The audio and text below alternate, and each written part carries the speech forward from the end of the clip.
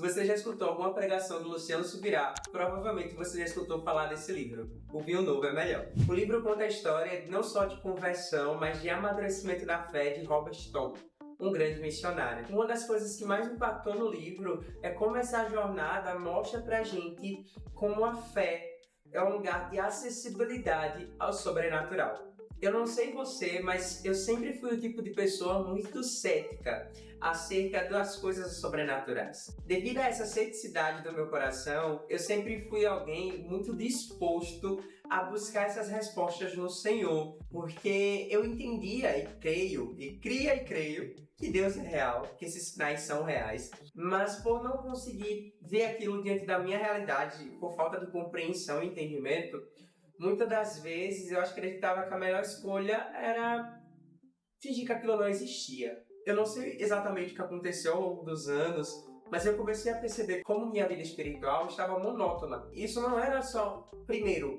algo isolado, segundo, estava afetando a minha comunidade local, a minha igreja. Não necessariamente por eu estar assim, tá? Todo mundo estava assim. E eu comecei a buscar no Senhor entender dessas questões, e eu não quero expor minha igreja, né? Eu quero falar acerca da fé.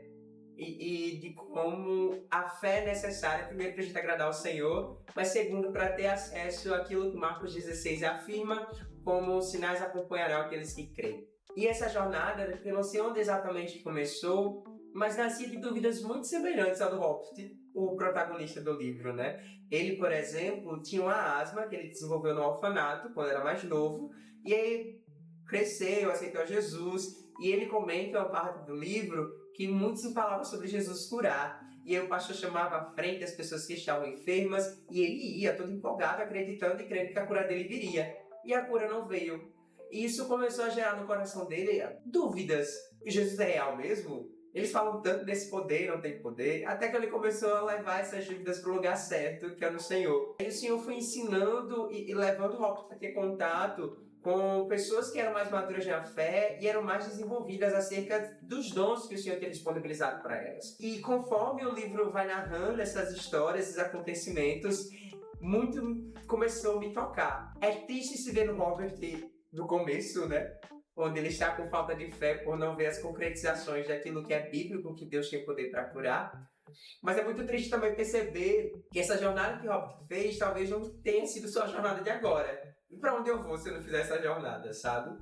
E eu comecei a conversar com o Senhor e comecei a orar sobre isso. Uma das respostas que o Senhor me deu, e eu queria compartilhar com você, porque talvez você esteja vivendo algo semelhante a mim. Talvez você esteja vivendo uma realidade onde o sobrenatural deixou de ser comum. Deixou de ser comum, eu falo no aspecto de ser contínuo, de ser constante na sua vida cristã. E uma das coisas que o Senhor me respondeu é o quanto a gente parou de se disponibilizar a estar vulnerável à vontade do Senhor. Às vezes temos uma falsa impressão de que o fato de carregarmos um dom dado pelo Espírito Santo faz com que todas as respostas precisem ser sim. E às vezes você vai orar pelo enfermo e o enfermo não será curado. E tá tudo bem, isso não diminui o poder de Deus. Isso apresenta a vontade de Deus. E a vontade de Deus pode ser naquele momento de que não haja cura. Deus não se torna menos amoroso pelo seu não. Deus não se torna menos poderoso pelo seu não. O ponto é que precisamos estar vulneráveis ao não de Deus.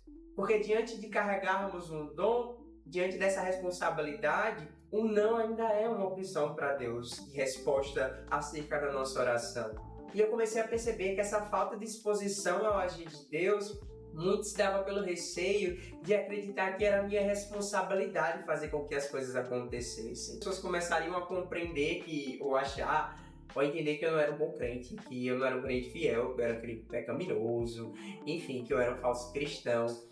E aquilo começou a se tornar sobre o meu ego e não sobre a disponibilidade de ser um canal de Deus para a vida de alguém. E eu queria te relembrar que o fato de Deus dizer não significa dizer que essa é a única resposta que Ele tem. Talvez o não acerca de orar pelo enfermo veio hoje, mas amanhã a resposta seja assim.